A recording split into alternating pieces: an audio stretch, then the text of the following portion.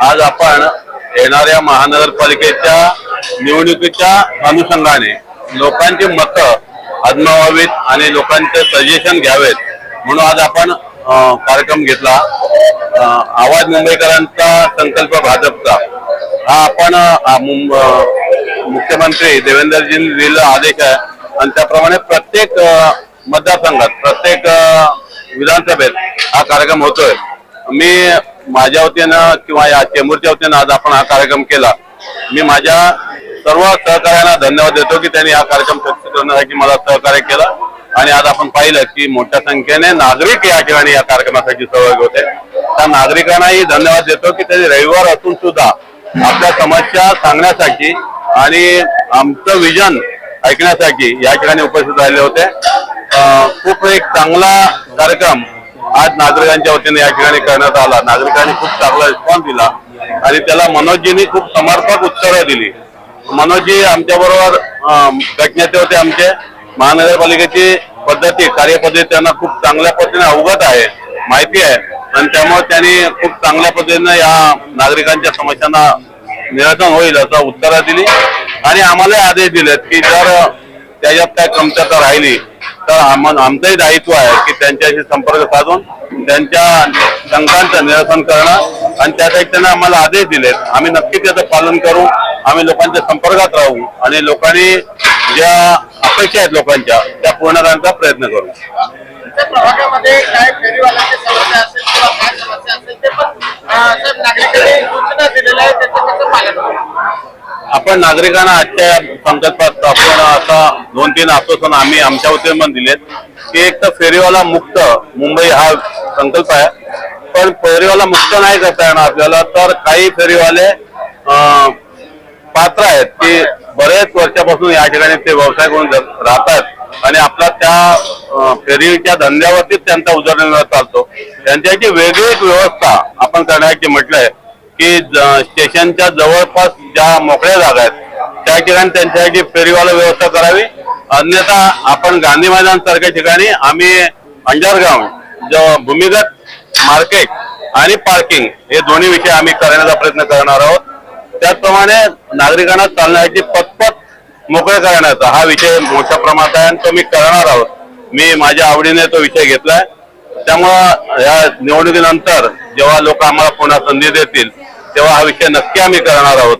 फेरीवाला मुक्त मुंबई आणि पथपथ मुक्त नागरिकांसाठी चालण्यासाठी सुविधा। आणि आणखीन एक विषय आम्ही घेतलाय की ज्या सोसायट्या आहेत त्या नक्की टॅक्स पेअर आहेत, 100% टॅक्स भरतात, पण त्यांना आमच्याकडून महानगरपालिकेकडून प्रत्यक्ष असं काही काम होत नाही। जे काम होतं ते आमदार किंवा खासदार करतात त्यांच्या। तर आम्ही त्याच्याची 2 कामं आम्ही नक्की केली आहेत। एक सेवरेज लाईनचं त्यांच्या सोसायटी कॅम्पस मधलं काम हे महानगरपालिकेने करावं आणि आम्ही म्हणतो झाडे वाढवा, झाडे लावा, झाडे वाढवा, पण त्याचं ट्रिमिंग मात्र सोसायटीना पैसे देऊन करावं लागतं आणि ते मोफत करावं महानगरपालिकेने असं आम्ही 8 जाणार आहोत आणि ते करून देणार आहोत। ही 2 कामं आम्ही लोकांसाठी करणार आहोत नक्कीच।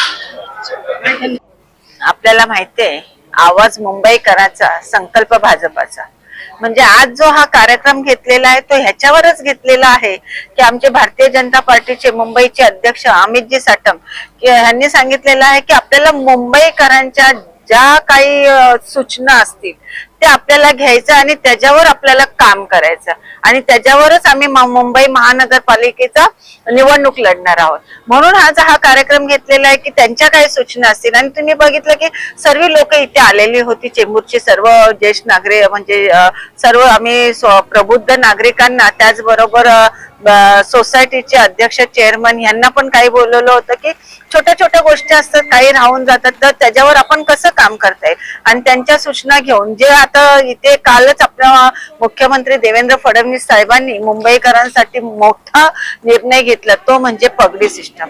कारण माझ्या वॉर्ड मध्ये सुद्धा पगडी सिस्टम वाले खूप लोक आहेत आणि त्यांना एवढा दिलासा वाटला की मालक आणि त्यांच्यामध्ये भांडण होतं, चालू होतं, लवकर रिडेव्हलपमेंट होत नाही। कारण एक खिळा जरी ठोकायचा असेल भिंतीला तरी त्या मालकाला विचारावा लागत होता आणि ते सर्व लोक त्रस्त होते.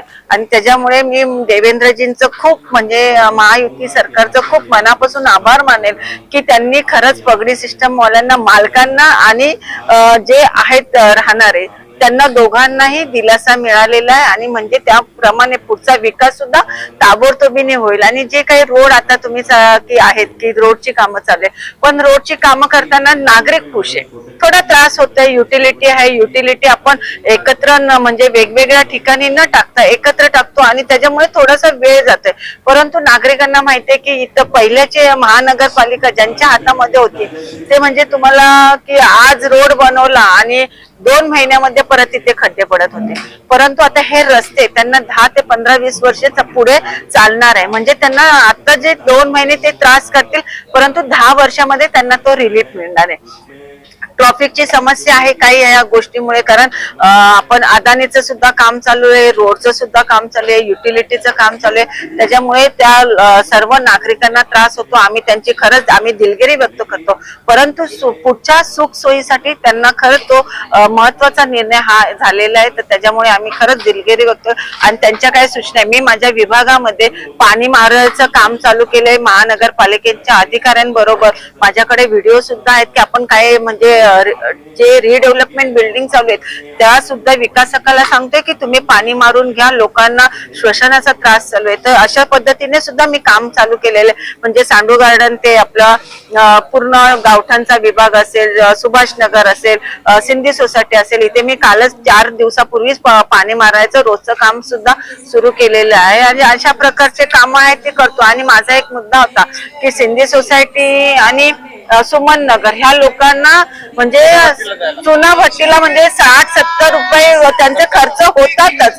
परंतु तिथे रात्रीचं जाण्याचा एवढा म्हणजे अंधार आहे आणि तो अंधारामध्ये लोक तिथे जात नाही आणि त्याच्यामुळे त्यांना एवढा त्रास होतोय की मी आता मनोजींना विनंती केली की चुना भट्टी पोलीस तिकडे न जाता चेंबूर पोलीस स्टेशन मध्ये कसं आपल्याला करता येईल. कारण अगोदर चेंबूर पोलीस स्टेशन इकडे होतं आणि आता सिंधी सोसायटी मध्ये होतं.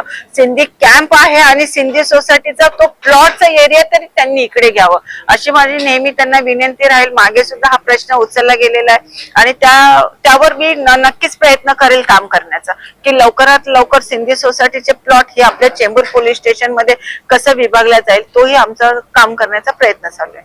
काय समस्या तुमच्यापर्यंत जनतेने आणून दिलेल्या आहे, कसं काय समाधान? भारतीय जनता पार्टी महानगरपालिकेच्या निवडणुकीमध्ये कुठल्या विजनाच्या आधारे जाणार आहे हे विजन जनतेसमोर मांडणं आणि जनतेच्या सूचना त्या विजनामध्ये घेण्यासाठी बरोबरच त्यांच्या विभागाची समस्या देखील हे महत्वाचे मुद्दे असतात. आणि जेणेकरून अशा संवादाचं आयोजन करून त्यांचे मुद्दे घेऊन निश्चितच भारतीय जनता पार्टीचा महापौर आणि भारतीय जनता पार्टीची सत्ता या शहरामध्ये या जनतेच्या आशीर्वादाने येणार आहे. तर ह्या सगळ्या मुद्द्यांवरती कुठल्या पद्धतीने काम होणार आहे त्यासाठी आजचा संवाद.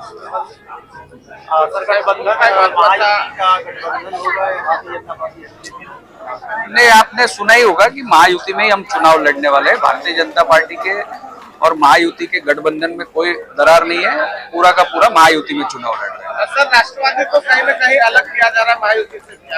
देखिए, ये हमने एक बार हमारे नेताओं ने स्पष्ट कर दिया है कि नवाब मलिक के नेतृत्व में रही राष्ट्रवादी के साथ कोई समझौता नहीं होगा. देश प्रेम के ऊपर और देशभक्ति के ऊपर किसी भी तरीके का समझौता भारतीय जनता पार्टी नहीं करेगी, मुंबई में भी नहीं करेगी.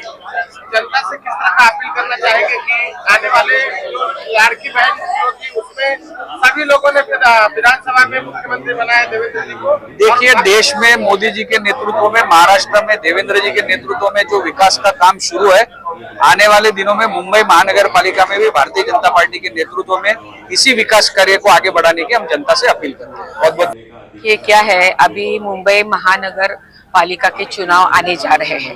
मे भी जनवरी के 2nd वीक में हो सकते हैं. आपने देखा होगा कल असेंबली में इस तरीके से डिस्कशन हुआ, तो लोगों को बताना बहुत जरूरी है. और ये प्रबुद्ध नागरिकों को हमने क्यों इकट्ठा किया, वोटिंग के लिए ये लोग कम उतरते हैं. अगर आपने देखा होगा तो हटमेट्स में 80-85% वोटिंग होता है. ये लोग नहीं उतरते हैं, ये लोग छुट्टी मिलते बाहर जाते हैं. और क्यों आप लोगों को ये करना है कि मुंबई में 2014 से लेके आज तक हमारे देवेंद्र जी सीएम हैं, मोदी जी हमारे देश के प्रधानमंत्री हैं, और जिस तरीके से देश का मुंबई का विकास हुआ है, अगर आप कंपैरिजन करोगे कि 14 के पहले की मुंबई और 14 के बाद की मुंबई, अलग अलग प्रकार की सुविधा भी देखो। मैं मनोज कोटक जी ने बताया, मैं रिपीट करना नहीं चाहती हूँ। तो हमारा मानना था कि ये जो सारे लोग हैं अपने अपने व्यवसाय में बिजी रहते हैं, अपने पेशा में बिजी रहते हैं, तो ये कहाँ सुनेंगे मोदी जी की मन की बात, ये कहाँ सुनेंगे न्यूज, उन्हें क्या पार्लियामेंट का क्या सेशन चल रहा है, कैसे असेंबली का, ये लोगों को कोई इंटरेस्ट नहीं है, अपने काम से मतलब रखते। तो ये लोगों को पता चले कि मुंबई में देवेंद्र जी के नेतृत्व में और पूरे देश में मोदी जी के नेतृत्व में जिस प्रकार से देश का विकास हो रहा है, तो ये इनको बताना जरूरी था।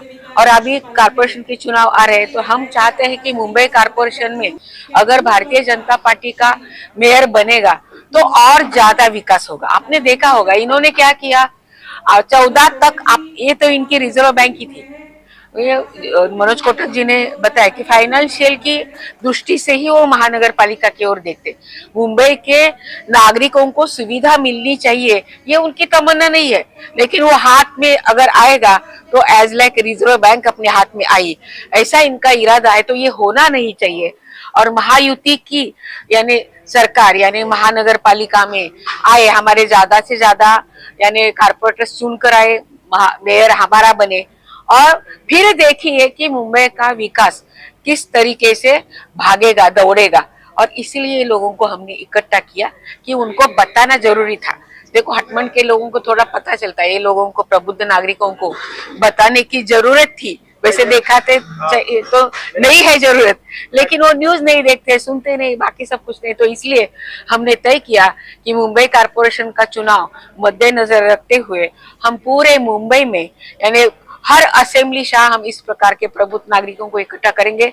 आपके लोकल लेवल की क्या समस्या है ये भी हमें जानना हमें जरूरी है, तो ही हम आगे जाके वो कार्यक्रम काम कर सकते हैं। ऐसी बहाने पूरे मुंबई में हर असेंबली में हम इस प्रकार के प्रबुद्ध नागरिकों को हम इकट्ठा करें, उनसे संवाद हमारे नेता लोग करें, उनकी समस्याएं सुन रहे और उसका हाल क्या है ये भी उनको बता रहे हैं। तो ये हमारा इरादा है।